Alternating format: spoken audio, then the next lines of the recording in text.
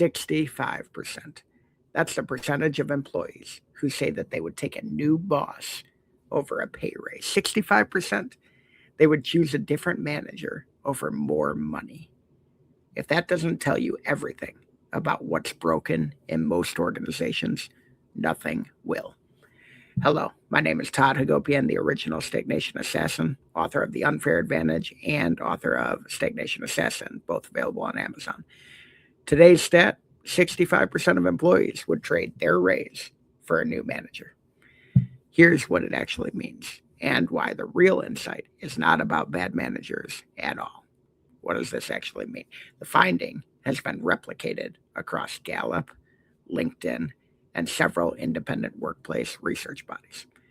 The number varies slightly by survey. Some will say 57%, some will say as high as 75%, but the directional truth is consistent. People do not leave jobs. They leave the experience of being managed. Here's what the headline hides. This isn't primarily a data point about bad managers. It's a data point about stagnant leadership cultures. Because bad managers don't exist in isolation. They are produced, they are promoted, they are protected, and they are perpetuated by organizations that have never defined what good management actually looks like, let alone measured it.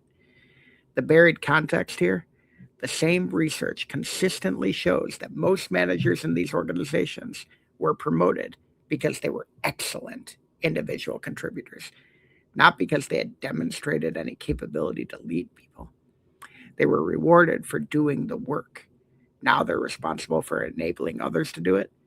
Those are entirely different skill sets, and most organizations make zero distinction between the two.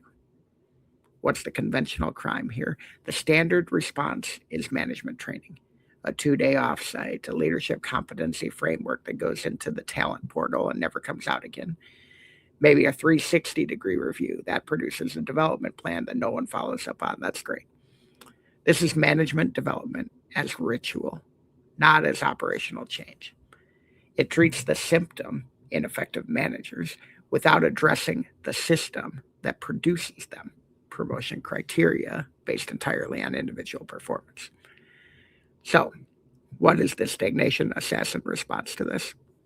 The 80-20 matrix can apply everywhere. It applies here with surgical precision. 20% of your managers are producing 80% of your retention, your engagement, your performance outcomes. Your job is to find them and study them and build the rest of the organization in their image. One concrete move today, pull your voluntary attrition data by manager, not by department, by manager. Within 30 minutes, you will have identified your most expensive leadership liabilities and your best management assets. That data exists right now, but most companies just never look at it that way. If 65% of your people would take a new boss over a raise, the problem isn't compensation. the problem is you've built a management layer that is costing you more in voluntary attrition than it would cost to fix it. So what's the one-line verdict?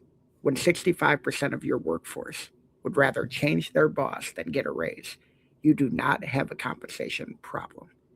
You have a management architecture problem. For more stagnation killing frameworks, grab The Unfair Advantage on Amazon, grab the Stagnation Assassin on Amazon. Make sure you visit toddhagopian.com for the world's largest stagnation database. And remember, continue to declare war on stagnation in your business every day and right here with us every week.